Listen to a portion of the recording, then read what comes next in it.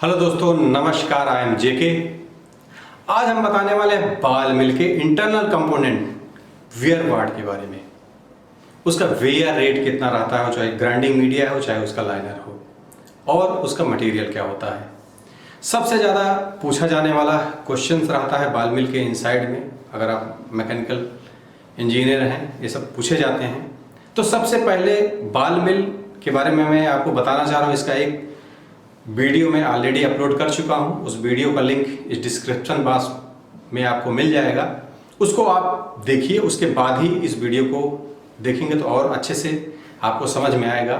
तो बाल मिल इनसाइड में आज हम बात करेंगे सेकंड चैम्बर और फर्स्ट चैम्बर वाला मिल। तो डबल चैम्बर का मिल है। सबसे पहले बात करते हैं कि हेडलाइनर लगा हुआ है मिल के इनसाइड में। उसके बाद में लगे रहते हैं स्टेप लाइनर फर्स्ट चैम्बर में। उसके बाद डायफ्राम में इनलेट पे लगा रहेगा स्लॉटेड, और आउटलेट लेवल पे लगा रहेगा ब्लाइंड लाइनर। उसके बाद में आ जाता है क्लासीफाइंग लाइनर सेकंड चैम्बर में रहता है। क्लासीफाइंग लाइनर के बाद में आउटलेट में आता है फिर से आउटलेट डायफ्राम। जो आउटलेट डायफ्राम है वो भी स्लॉटेड होल रहते हैं और वो सेगमेंटेड लाइनर लगे रहते हैं। फिर मटेरियल जाता है आउटलेट में। तो जो हेड लाइनर है, अगर हम बात करते हैं फर्स्ट चैम्बर का हेड लाइनर, जो हेड लाइनर है उसका जो थिकनेस है वो करीब करीब 60 से लेकर 90 mm के बीच में वेरी करता है। थिकनेस आपको पता होना जरूरी है। उसका जो मटेरियल है, अगर वो AIA का मेक हेडलाइनर है तो वहां पर T11, उसका एक कोड है कि T11 का मटेरियल है, और वहां पर T11 बताता है जो क्रोमियम के वैल्यू है वहां पर यूज किया गया है 11%। लेकिन जनरली अगर आपसे पूछा जाता है उसका क्या मटेरियल है तो वो होता है manganese steel grade 2। Manganese steel IS 276 grade 2 का रहता है हेडलाइनर।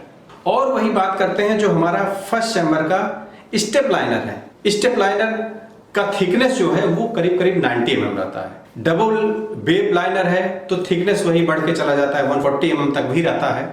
तो जो डबल वेव का लाइनर है वो 90 mm से लेकर 140 mm तक भी रहता है। लेकिन उसका जो मटेरियल है AIA का है, फिर से वही T11, जो क्रोमियम की वैल्यू है 11। लेकिन बात करते हैं कि जो उसका एक्चुअल है मैग्नीज स्टील ग्रेड 2 IS 276 का ग्रेड 2 का मैग्नीज स्टील का मटेरियल रहता है। डायफ्राम भी T11 का ही रहता है, जहां पर 11% क्रोमियम है। मैग्नीज स्टील ग्रेड 2 का ही रहता है डायफ्राम। सबसे इंपॉर्टेंट है जो डायफ्राम है फर्स्ट चैम्बर का, जो डायफ्राम है मिडिल डायफ्राम जो है उसका इनलेट वाला, वो उसमें स्लॉटेड होल होता है। जो स्लॉटेड होल है वो जो आगे साइड में रहेगा वो 18 mm, और पीछे साइड में आपको देखने को मिलेगा करीब करीब 9 mm से लेकर 10 mm तक का रहता है। और फिर उसके बाद में मटेरियल बॉटम से स्कूपिंग प्लेट के थ्रू सेकंड चैम्बर में मटेरियल जाता है। जो सेकंड चैम्बर का फर्स्ट लाइनर है वो ब्लाइंड प्लेट का रहता है, उसमें कोई स्लॉटेड होल नहीं रहता है। अब हम आ जाते हैं सेकंड चैम्बर में। सेकंड चैम्बर क्लासीफाइंग लाइनर, सबसे पहले ब्लाइंड लाइनर, वो भी T11 का ही रहता है, मींस मैग्नीज स्टील ग्रेड 2 का। जो सेकंड चैम्बर का क्लासीफाइंग लाइनर है वो मैग्नीज स्टील ग्रेड 3 का रहता है। 3 का क्यों रहता है? उसमें इंपैक्ट ज्यादा नहीं है, वहां पर ओनली इट्रीजन फॉर्मेशन हो रहा है। फर्स्ट चैम्बर में क्या था कि हमको वॉल इंपैक्ट के थ्रू गिरता था, तो वहां पर इंपैक्ट था, तो वहां पर हमको ग्रेड 2 का यूज किया जाएगा। यहाँ पर इंपैक्ट नहीं, एट्रीजन है, तो यहाँ पर क्या ग्रेड 3 का यूज किया गया है। वही जो AIA का है T12 का यूज किया। जो क्रोमियम की वैल्यू है लाइनर में वो करीब 12% आता है। तो manganese steel grade 3 second chamber जो क्लासीफाइड लाइनर है उसका यूज होता है। अगेन जो आउटलेट डायफ्राम है, आउटलेट डायफ्राम का भी लाइनर T11 या मैग्नीज स्टील 2 का ही यूज होता है, क्योंकि उस पर कोई भी इंपैक्ट नहीं होता है। लेकिन उसमें जो गैप होता है वो डिपेंड करता है कि आपका मटेरियल साइज क्या है। तो वहां पर क्या है कि आप देखेंगे शुरू में जो गैप है वो 18 mm रहता है, फिर हल्का सा कर्व लेके कोन टाइप का बना हुआ, फिर लास्ट में आपका 6 mm तक रहा, तो 6 mm से ज्यादा का मटेरियल आप बाहर में ना जाने पाए। तो 6 mm के बिलो ही मटेरियल मिलके आउटलेट में जाता है।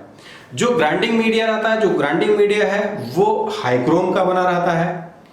जो ग्राइंडिंग मीडिया है और जो लाइनर है उसका जो लाइफ है मैं आपको बताना चाह रहा हूं कि करीब करीब 40 ग्राम पर टन ऑफ क्लिंकर मिलता है। अगर हम क्लिंकर एप्लीकेशन के लिए बोले तो करीब करीब 40 से लेके 60 ग्राम पर टन ऑफ क्लिंकर आता है, लेकिन इसका जो वियर रेट कैसे निकाला जाता है इसके लिए भी हम सेपरेट में वीडियो बनाएंगे, तो उसको आप जानकारी लीजिए और एक्चुअल आपके प्लांट में क्या वियर रेट रहता है उसको आप निकालिए, प्रैक्टिकली निकालिए। प्रोसेस इंजीनियर है उसको निकलवाइए और देखिए कि आपका जो लाइनर का लाइफ है वो कितना मिल रहा है। ग्राइंडिंग मीडिया का सॉर्टिंग कैसे है, ग्राइंडिंग मीडिया का सिलेक्शन कैसे होता है, फर्स्ट चैम्बर में कितना रखेंगे, क्या क्या साइज का रहेगा, इन सभी के बारे में मैं आपको डिटेल डिस्क्रिप्शन के साथ में वीडियो आपको बना के दूंगा।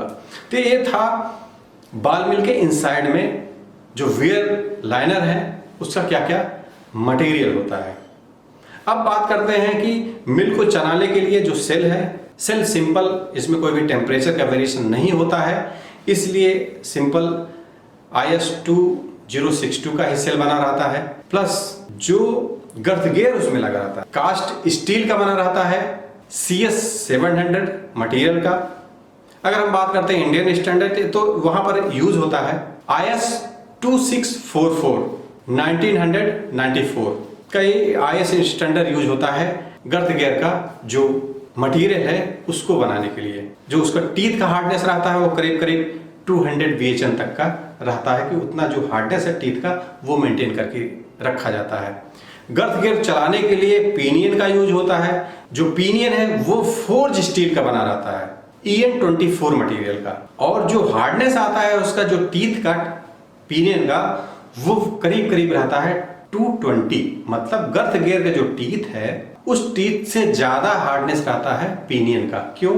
क्योंकि जो नंबर ऑफ रिवोल्यूशन है गर्थ गियर, अगर आप पिनियन कंपेयर करेंगे तो करीब 1:3 रेशियो में रहता है। एक बार रोटेट करेगा तो पिनियन 3 बार रोटेट कर जाता है, तो इसलिए थोड़ा सा जो पिनियन का हार्डनेस थोड़ा ज्यादा रखा रहता है। देखेंगे गर्थ गियर और पिनियन में अगर जो वियर रेट है तो पिनियन का वियर रेट सबसे ज्यादा होता है, इसीलिए जो पिनियन है उसका जो डिजाइन होता है रिवर्सिबल टाइप का बना देगा। मतलब जो टीथ है इस साइड भी वर्किंग, फेस अगर फर्स्ट 6 मंथ यूज हुआ तो 6 मंथ आप पिनियन को रिवर्स कर दीजिए, दूसरा फेस को भी आप यूज कर सकते हैं। तो गर्थ गियर जो पिनियन है उसका टीथ रिवर्सिबल टाइप का रहता है। जो गर्थ गियर का फिक्सिंग रहता है, 2 भागों में फिक्सिंग जनरली रहता है, तो आप इसको फिर से रोटेट करके उस टीथ का डायरेक्शन आप चेंज कर सकते हैं, जिससे कि हमको डबल लाइफ मिलता है गर्थ गियर और पिनियन का।